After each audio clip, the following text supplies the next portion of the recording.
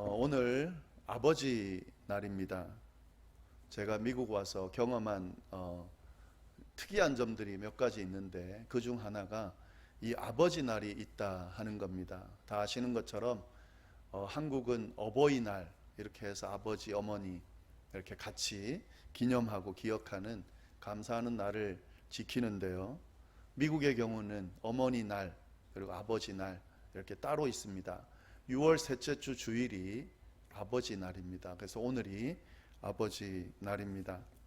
이 어머니 날처럼 막 떠들썩한 분위기로 그렇게 지키지는 않지만 그래도 이 아버지의 존재에 대한 중요성을 인식하고 또 돌아보고 감사하는 날로 지키고 있습니다. 이 오늘 아버지 날을 맞아서요, 어떤 말씀을 함께 나누면 좋을까 이렇게 고민하다가 이 오늘 본문 말씀을 함께 나누면 좋겠다라는 생각을 했습니다. 이 본문의 내용은 핵심 내용이 뭐냐면 위기에 처한 가족을 구한 다윗에 대한 내용입니다. 위기에 처해 있는 가족을 구한 다윗에 대한 이야기가 나옵니다. 이 이야기를 가지고 오늘 이 아버지 날 우리에게 주시는 하나님의 말씀을 함께 듣도록 하겠습니다. 먼저 오늘 본문이 되게 긴데요, 이 배경을 좀 먼저 정리할 필요가 있습니다. 오늘 본문 속에 나오는 이야기의 배경을 먼저 좀 설명을 드리도록 하겠습니다. 오늘 본문에 나오는 이야기는 이 비극적인 재난으로부터 시작이 됩니다.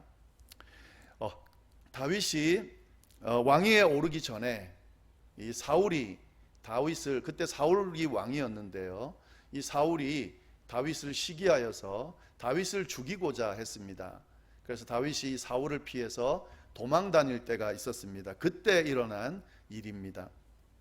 다윗이 도망을 다닐 때에 혼자 다닌 것이 아니라요, 600명의 부하들을 데리고 다녔습니다. 그리고 그 가족들을 함께 데리고 다녔습니다.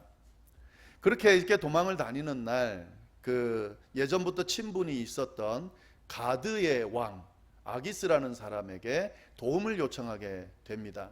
그래서 이 가드왕 아기스가 시글락이라고 하는 마을 하나를 내줍니다.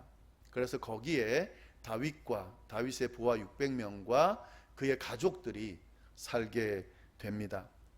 그렇게 머물러 사는 어느 날에 이 다윗과 그의 부하들이 전부 전쟁에 나가야 하는 그런 상황이 생깁니다.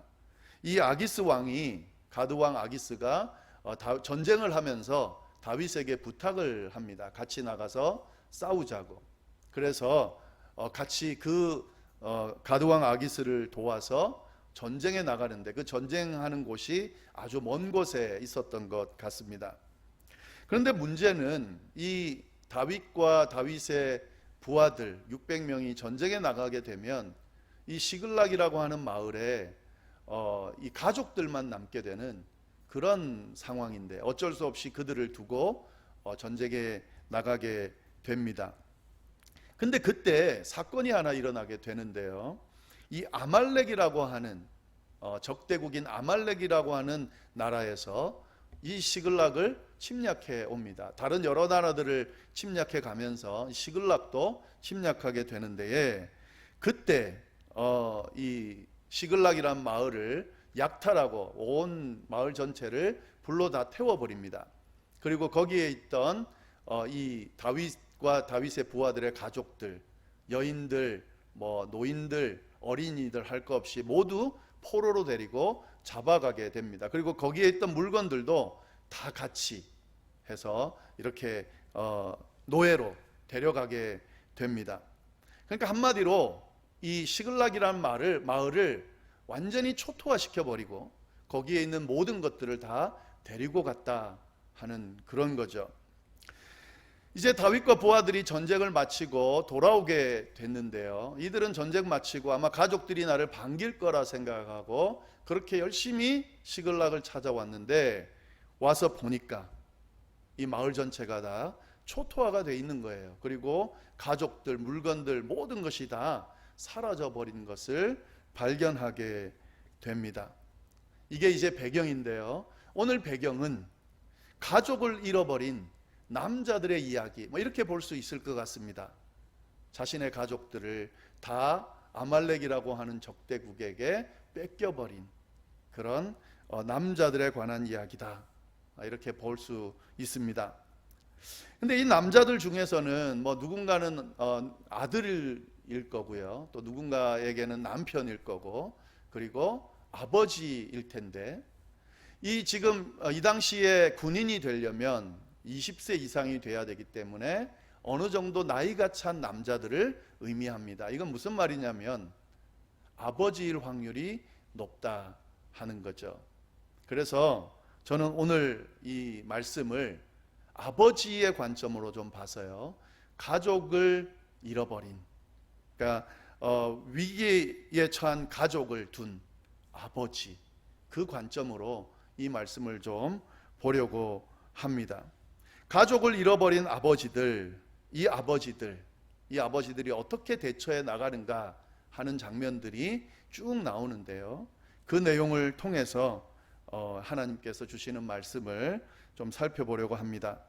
물론 여기에 이제 그 아버지 하면은 여기서는 뭐 남자들, 여기는 그렇게 돼 있지만 오늘날 현대 시대로 보면은 무조건 남자들 이러면 좀 안 될 것 같고요, 가장이라고 보는 것도 괜찮을 것 같습니다.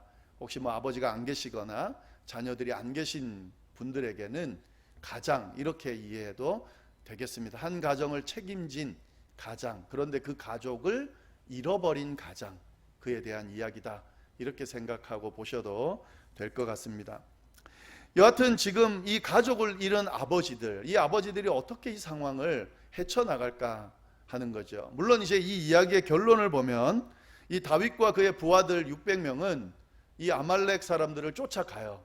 그리고 결국에는 그들을 만나고 그들을 다 물리치고 가족들과 물건들을 다 회복해서 돌아옵니다. 이게 결론입니다.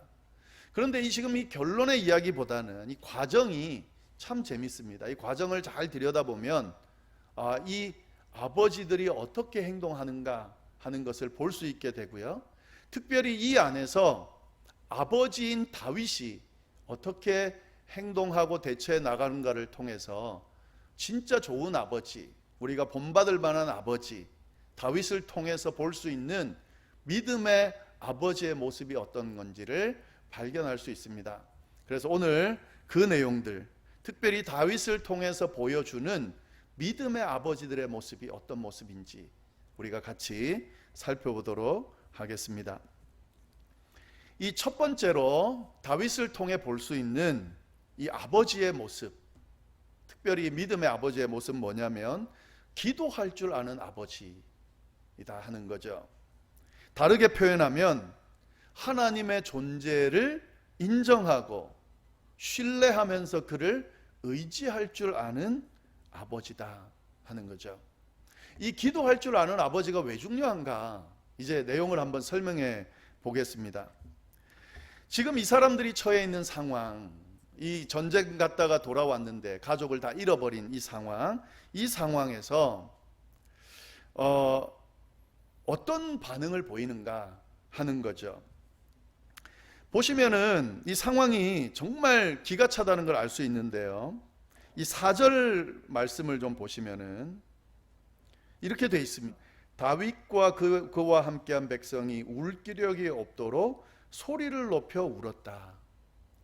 이 한 구절 안에 이 당시 상황, 또 이들의 마음 상태를 잘 우리가 발견할 수 있는데요, 울었다 그랬습니다. 이 보통 그 남자들 하면은 잘 울지 않는 사람들, 뭐 그렇다고 모든 사람이 그렇지는 않지만요, 우리가 갖고 있는 이미지가 그렇습니다. 잘 울지 않는다라고 하는 것. 특히 아버지 하면, 뭐 요즘에는 좀 달라졌지만 옛날에는 아버지는 울지 않는 존재들, 뭐 이런 이미지가 있습니다. 그런데 만약에 울었다 그러면, 남자가 울었다, 또 아버지가 울었다 그러면 진짜 심각한 상황인 거죠. 근데 지금 이 남자들로 구성되어 있는, 특히 아버지들이라고 본다 그러면 그들이 지금 울었다라고 하는 거죠. 가족을 잃어버렸으니까 당연하겠죠. 그러니까 그만큼 심각한 상황이다 하는 거죠. 근데 울었는데 어떻게 울었냐면 울 기력이 없도록 울었다. 이거는 그냥 잠시 눈물 흘리고 만다고 되는 게 아니에요. 울 기력이 없을 정도로 울려면 엄청난 슬픔을 가지고 울어야 가능한 일입니다. 그러니까 지금 이 상황은 엄청난 슬픔을 가진, 이렇게 울 기력이 없을 정도로 울 수밖에 없는 그런 상황이다 하는 거죠. 그리고 또 한 가지 더 볼 수 있는 게 뭐냐면 소리를 높여 울었다. 아마 꺽꺽거리면서 울었겠죠. 그러니까 이 상황은 진짜 힘들고 어려운 심각한 슬픔의 상황이었다라는 사실을 알 수가 있습니다. 당연하겠죠. 가족을 잃어버렸으니까. 이 가장의 입장에서 가족을 책임져야 되는 가장의 입장, 아버지의 입장에서 가족을 잃어버렸다는 것은 이거는 감당할 수 없는 슬픔을 겪는 것이라 볼 수 있습니다. 지금 그런 상황에 처해 있습니다. 이런 상황에 처해 있는 그들이 어떻게 반응하는가, 그것이 저희가 볼 부분인데요. 두 가지 반응으로 나타납니다. 이런 슬픔에 처해 있는 그 사람들이 보이는 반응 두 가지가 뭐냐면, 한 가지는 이 부하들의 반응이에요. 어떤 반응을 보이는지 보면은요, 6절 말씀 보시면 자녀들 때문에 마음이 슬퍼서 다윗을 돌로 치자 하니, 이게 반응이에요.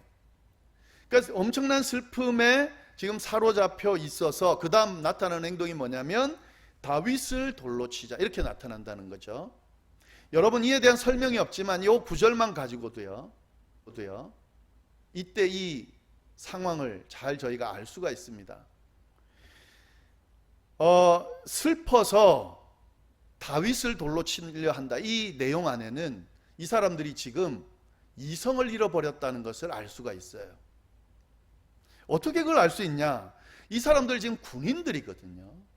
군인인데 그 지도자를 돌로 치고자 한다 하는 거죠. 이게 말이 안 되는 거거든요. 이성이 있는 한 말이 안 되는 겁니다. 군인인데 상관을 돌로 치겠다, 죽이겠다 한다, 그거는 이성적인 행동이 아닌 거죠. 그만큼 이 부하들은 슬픔이 크다는 표현인데 그래도 하면 안 되는 행동을 하려고 하고 있다 하는 거죠. 아마 이렇게 됐을 것 같아요. 너무 슬프다 보니까 분노가 생기지 않았을까 하는 생각이 듭니다. 그리고 그 분노는 어떤 대상을 만들어 놓고 누군가의 탓으로 돌리려고 하는 그런 모습이 아니었나 하는 거죠. 이들이 가지고 있는 거대한 슬픔은 거대한 분노가 되고, 그 분노는 하면 안 되는 그런 반이성적인 행동을 하게끔 이끌었다 하는 거죠. 물론 이 다윗이라고 하는 존재는 지도자였습니다. 그리고 이 마을을 무방비 상태로 두고 떠나자고 했던 그런 제일 앞에 서 있던 사람이기 때문에 이런 사람에게 책임을 전가하려고 하는 것은 가능한 일이었습니다. 그러나 그럼에도 불구하고 이걸 다윗에게만 탓을 돌리고 다윗을 돌로 치자라고 하는 것은 적절하지 않은 행동인 거죠. 다윗을 돌로 쳐 죽이면 해결이 됩니까? 가족들이 돌아옵니까? 그런데 지금 사람들은 그렇게 반응하고 있다 하는 거죠. 슬퍼하다 보니까, 분노하다 보니까 이성이 마비돼 버린 상황으로 치달았다 하는 거죠. 이 분노로 인해서 마음이 굳어져 버린 그런 상황이 됐다 하는 거죠. 이게 부하들의 반응입니다. 그런데 여러분, 이런 반응을 보이는 사람들이 있습니다. 너무 큰 슬픔을 겪게 되면 분노하게 되고, 그 분노를 견디지 못하다 보면 누군가의 탓으로 돌리려 하는, 그리고 이성적이지 못한 행동을 하는 쪽으로 반응하게 되는 경향이 있습니다. 자, 그러면 다윗은 어떻게 반응했을까 하는 거죠. 다윗도 그럼 이 사람들처럼 이렇게 반응했을까? 다윗이 처한 상황은 이 부하들과 똑같은 상황, 똑같은 재앙을 맞았습니다. 그도 분명히 슬펐고 분노했을 겁니다. 그리고 누군가의 탓을 돌리고 싶은 마음이 생겼을 겁니다.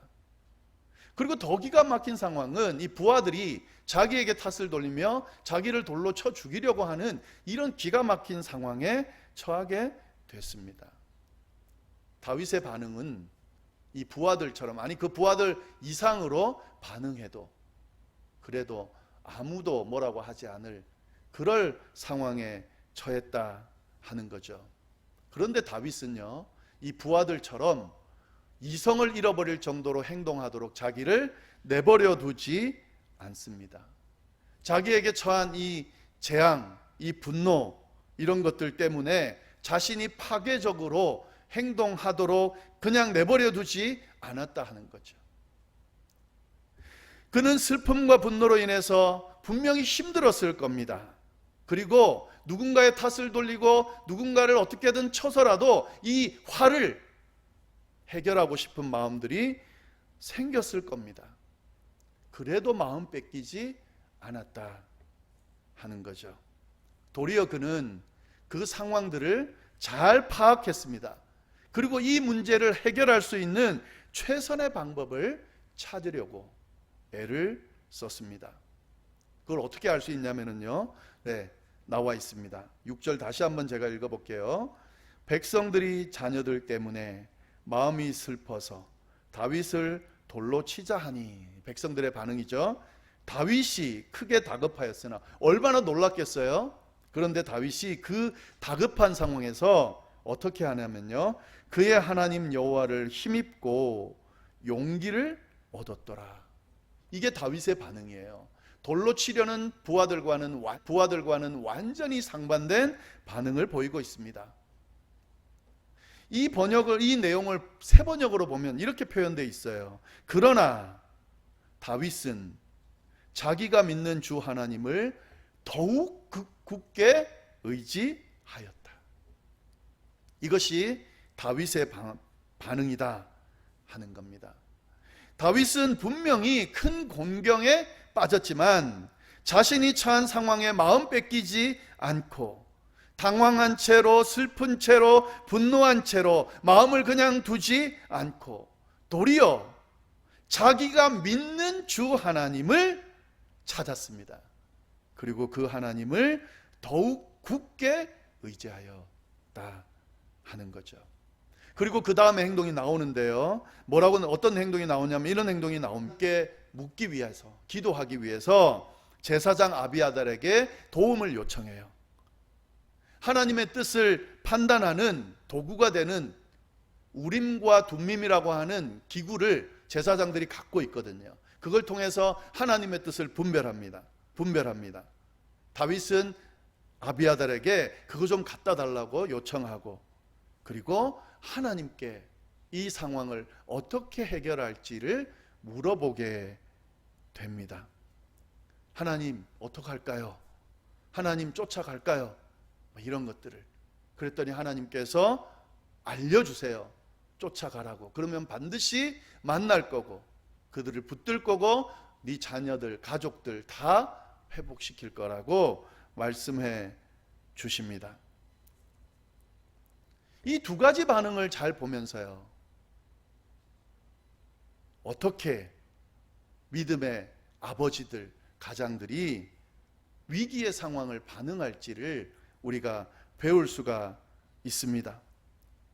위기에 빠진 아버지들, 부하들처럼 반응할 수도 있고 다윗처럼 반응할 수도 있습니다. 위기에 빠진 그리스도인들, 부하들처럼 반응할 수도 있고 다윗처럼 반응할 수도 있습니다.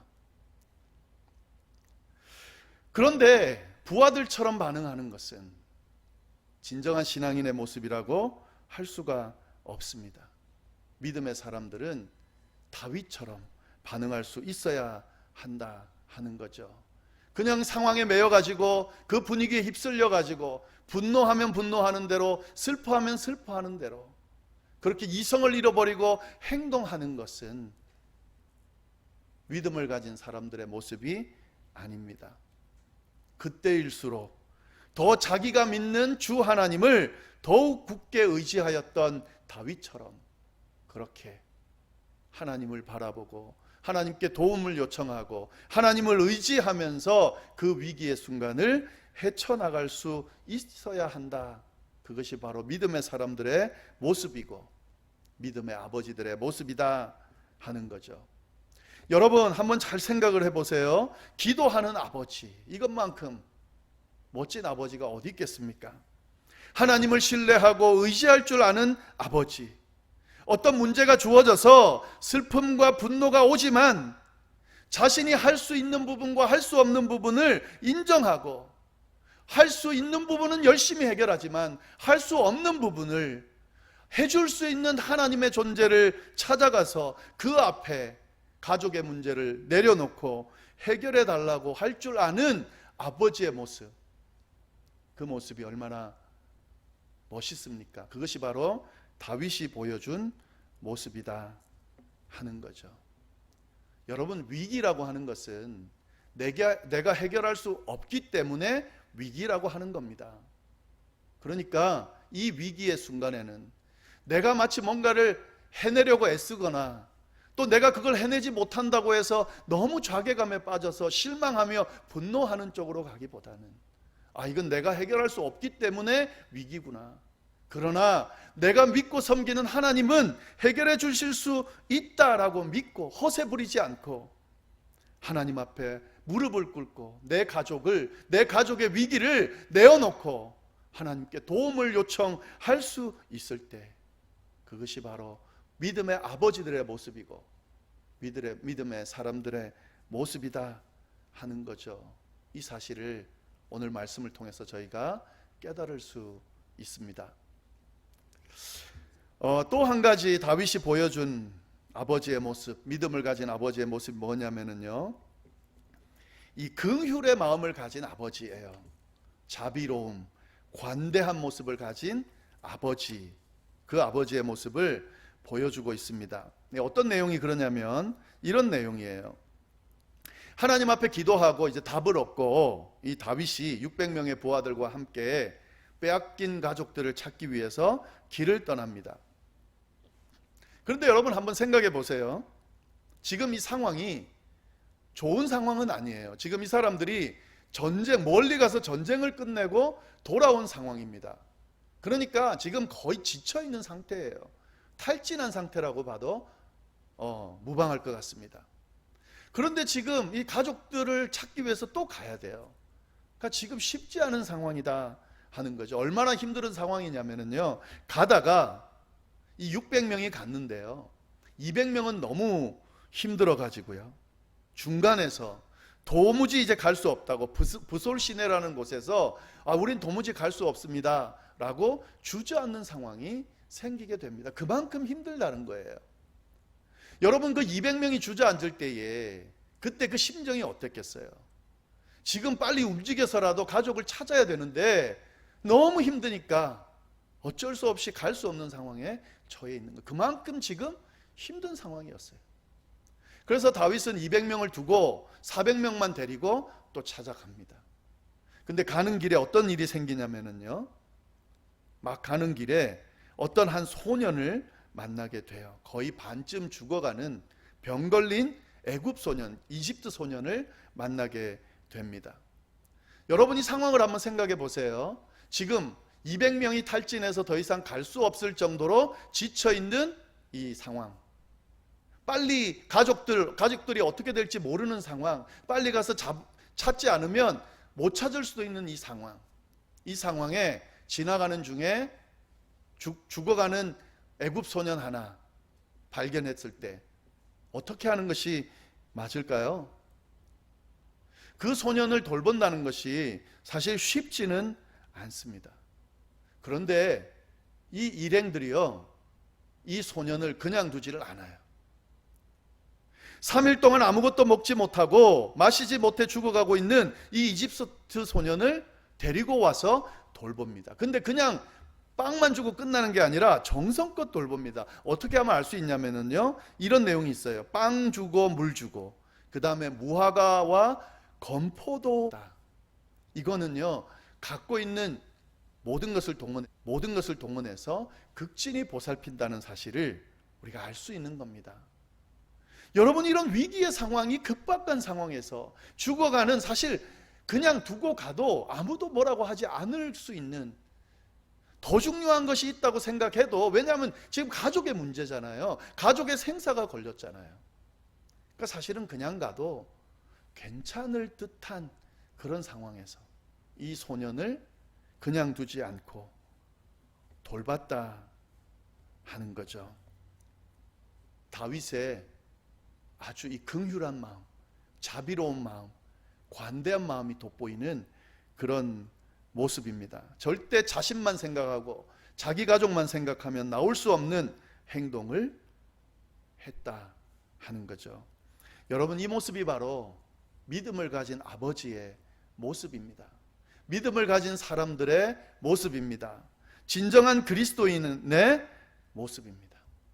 나 자신, 내 가족, 내 것에만 너무 몰입돼서 도움이 필요한 사람들이 있음에도 불구하고 외면하는 것은, 모른 척하는 것은 기독교인의 모습이 아니다 하는 거죠.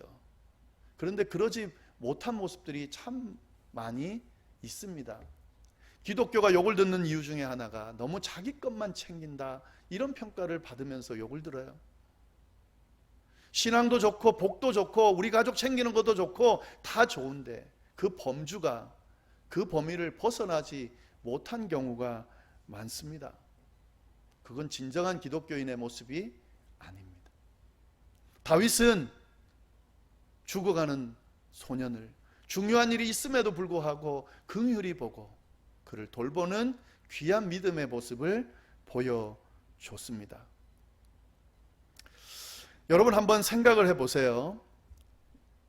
이 지금 이제 다윗과 이 부하들이 결국 그 가족들을 구출했다고 그랬잖아요. 그럼 이제 데리고 오면 그 뒤에 어떤 일이 일어날까요? 아마 이거는 영웅담이 될 겁니다. 그래서 두고두고 이 자녀들이 그 이야기들을 나눌 거예요. 자녀들만 나누겠어요? 그 자녀의 자녀들에게 나누겠죠. 그래서 아마 이랬을 것 같아요. 우리 할아버지가 말이야, 우리가 잡혔을 때 이렇게 오셔서 우리를 구출해 주셔서 내가 살았어. 너희 할아버지가 그런 분이야. 뭐 이런 평가를 하겠죠. 그런 이야기들을 막 나눌 겁니다. 근데 여러분, 그때에, 이건 제가 가정하는 건데요, 그때 만약에 그 스토리가 이렇게 흘러가면 어떻게 될까요? 그때 말이야, 그 할아버지가 이렇게 우리들을 구출해 줬어. 근데 그때 안타까운 일이 하나 있었어. 우리를 구출하러 오다가 죽어가는 애굽 소년, 우리 또래의 소년들을 하나 봤는데, 근데 그 소년을 그냥 내버려 두고 그냥 지나가서 그 소년이 죽었어. 여러분, 만약에 그렇게 이야기가 돈다 그러면 그 영웅담에 등장하는 할아버지, 그 할아버지의 평가가 어떨까요? 특히 그 할아버지가 믿음의 사람이라면, 하나님의 백성이라면, 그리스도인이라면 어떤 이미지를 남길까요? 우리 가족을 건져준 영웅 할아버지, 그건 맞지만 믿음의 할아버지라고 하는 이미지로는 아마 받아들이기는 힘들 겁니다. 아, 신앙이라는 건, 믿음이라는 건 그런 거구나. 그리스도인의 삶이라는 건 그런 거구나. 가족을 위해서는 목숨을 걸지만 다른 것에는 별로 관심 두지 않아도 되는 거구나. 이렇게 만약에 평가한다 그러면 그건 진짜 아니잖아요. 그죠?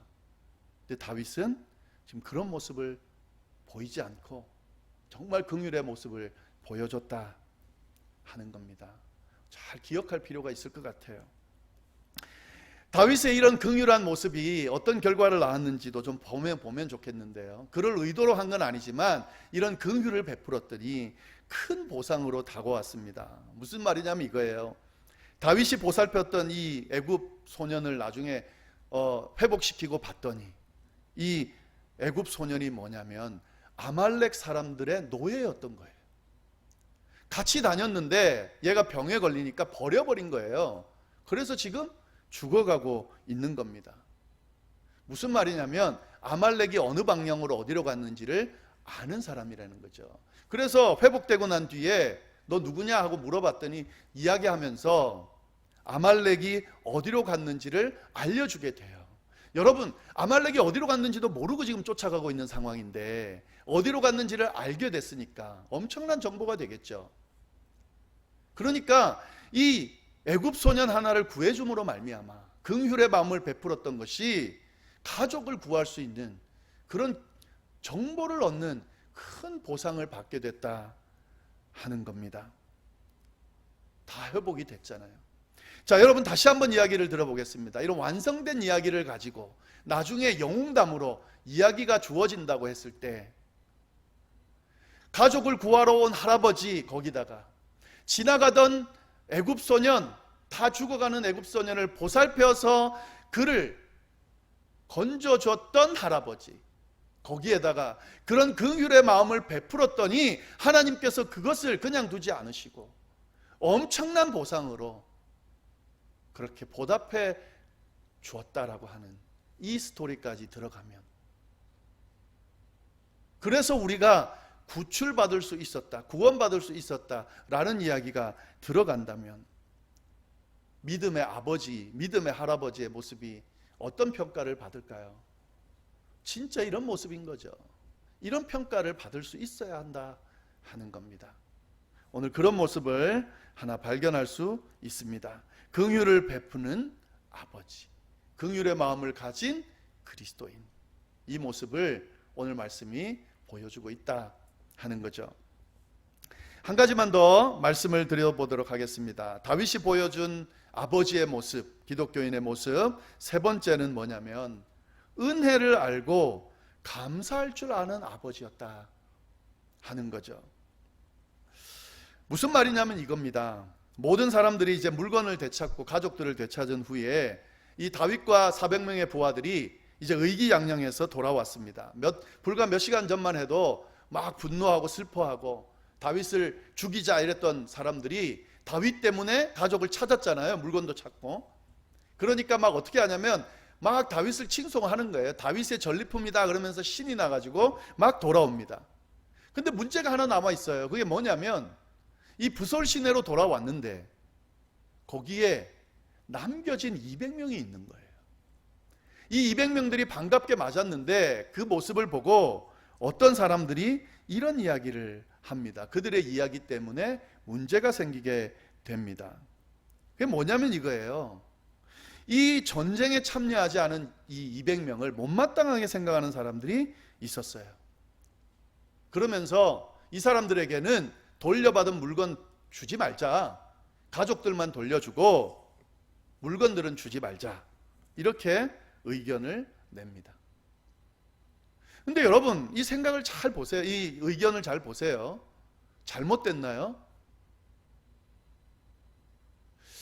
합당한 의견 같아요. 왜냐하면은 그 부솔 시내에서 200명이 주저앉을 때 나머지 400명이 괜찮았냐면 아닐 거예요. 분명히 똑같이 힘들었어요. 근데 이 400명은 가는 길을 선택했고 200명은 주저앉았다고요. 그러니까 이들 입장에서는 똑같이 나누는 건 불공평한 거죠.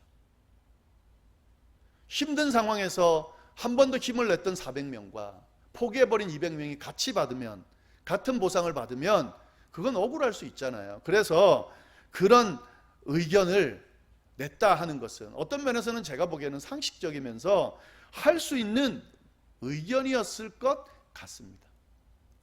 근데 성경이 뭐라고 평가를 하냐면요, 악한 사람들 이렇게 평가를 해요. 불량한 사람들, 불량배들 이렇게 평가합니다. 세 번역에 뭐라고 되어 있냐면요, 야비한 사람들 이렇게 표현해요. 이상하죠, 여러분? 제가 보기에는 굉장히 합당한 의견을 내고 있는 것 같고 합리적인 의견을 내는 것 같은데 왜 성경은 악하고 야비한 사람들이라고 그렇게 평가를 할까 하는 거죠. 노력한 만큼의, 공헌한 만큼의 대가를 받지 않은 사람들에게는 너무 지나친 표현처럼 보이는데 잘 들여다보면은요, 절대 지나친 표현이 아니라는 사실을 알 수가 있습니다. 왜 그런가 한번 생각해 봅시다. 지금 이 사람들 누구예요? 이 사람들은 전부 그 200명, 남겨진 200명이나 갔던 400명 모두 시글락에 돌아왔을 때에 그때 다 끝났다고 생각하고 다윗을 돌로 쳐 죽이자고 했던 사람들이에요. 그러니까 무슨 말이냐면 다 끝났던 사람들이에요. 가족이고 물건이고 다시 회복할 수 없는, 기껏 다윗 죽이는 걸로 끝낼 수밖에 없는 인생들이었다고요. 근데 다윗 때문에, 다윗의 그 현명한 판단 때문에 가족을 되찾고 물건까지 되찾고 그 다음에 이 아말렉 사람들이 가지고 있던 물건까지 덤으로 받았어요. 아무것도 가질 수 없었던 사람들이 엄청나게 다 회복될 뿐만 아니라 풍성한 복을, 은혜를 받았다 하는 거죠. 무슨 말이냐면 은혜를 받은 사람들이에요. 이 사람들도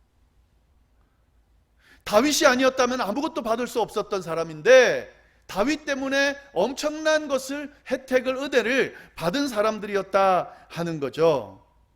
그러니까 무슨 말이냐면 권리를 주장하기보다는 은혜에 감사할 줄 아는 그런 위치에 있는 사람들이었다 하는 거예요. 분명히 공헌한 만큼 받자, 그렇게 의견을 내는 것, 노력한 만큼의 대가를 받자라고 하는 말은 틀린 말이 아니지만 지금 이 상황에서는 이 사람들이 하면 안 되는 이야기다 하는 거죠. 다윗이 뭐라 그러냐면 이렇게 이야기해요.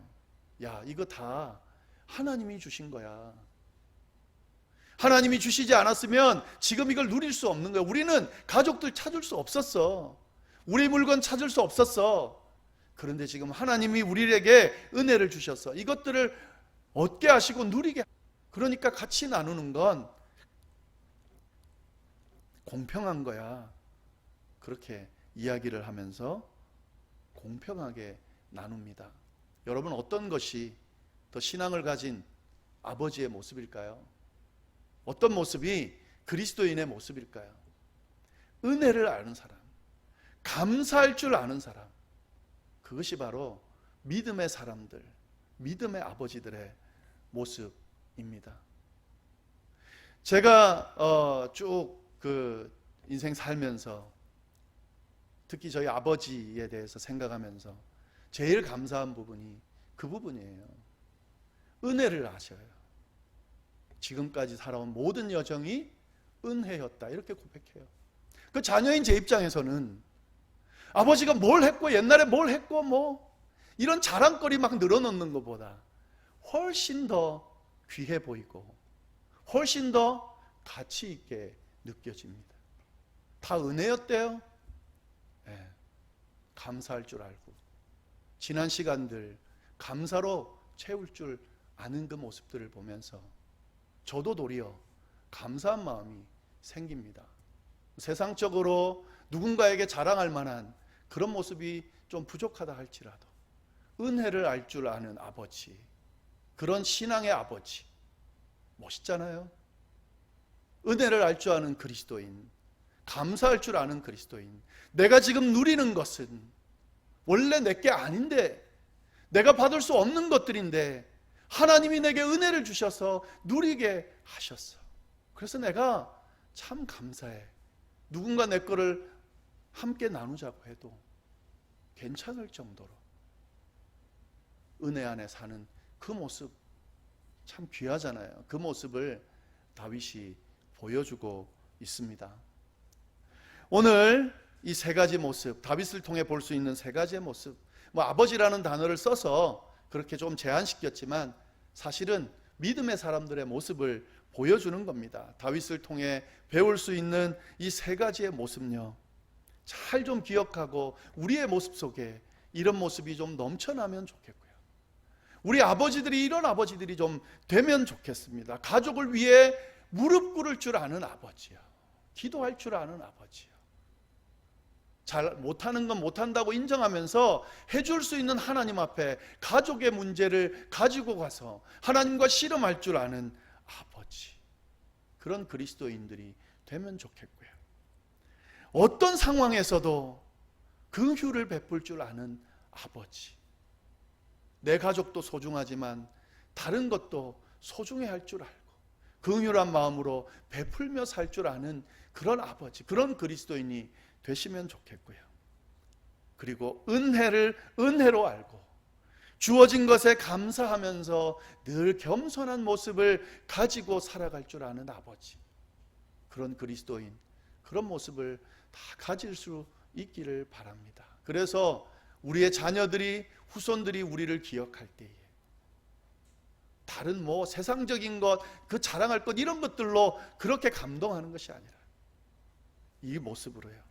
우리 아버지는, 우리 어머니는 기도할 줄 아는 분이셨어. 긍휼을 베풀 줄 아는 분이셨어. 은혜를 은혜로 알고 감사하면서 주어진 것에 만족하고 겸손하게 살아간 분이었어 라는 평가를 받으실 수 있게 되기를 간절히 바랍니다. 기도하겠습니다. 하나님 아버지, 감사합니다. 아버지 주일을 맞아서 귀한 하나님의 말씀 다시 한번 깊이 묵상하게 하시니 감사하고, 특별히 신앙을 가진 아버지의 모습, 또 그리스도인의 모습이 어떤 것인지 잘 돌아보면서 또 소원하고 기도할 수 있게 하시니 감사합니다. 하나님, 우리 아버지들이 기도할 줄 아는 아버지, 하나님을 신뢰하고 의지할 줄 아는 아버지 될 수 있도록 주여 인도하여 주옵소서. 긍휼한 마음을 가진 아버지, 가족도 사랑하지만 불쌍한 사람들, 도움이 필요한 사람들을 외면하지 않는 넉넉한 자비로운 관대한 아버지들, 그런 그리스도인들 되게 해 주시고, 주님, 은혜를 은혜로 감사하며 받을 수 있는 아버지, 그 은혜 안에서 주님 감격하고 감사하면서 겸손하게 주어진 것에 만족하면서 풍성히 나누며 살 수 있는 그런 아버지들, 그런 그리스도인들로 살아갈 수 있게 되도록 주여 인도하여 주옵소서. 그래서 하나님께 칭찬 듣는 모든 분들이 되게 하시고, 자녀들에게, 자손들에게 귀하게 여김을 받는 저희 모두가 될 수 있도록 주여 인도하여 주옵소서. 간절히 원하고 이 모든 말씀을 살아계신 예수님의 이름으로 기도드립니다.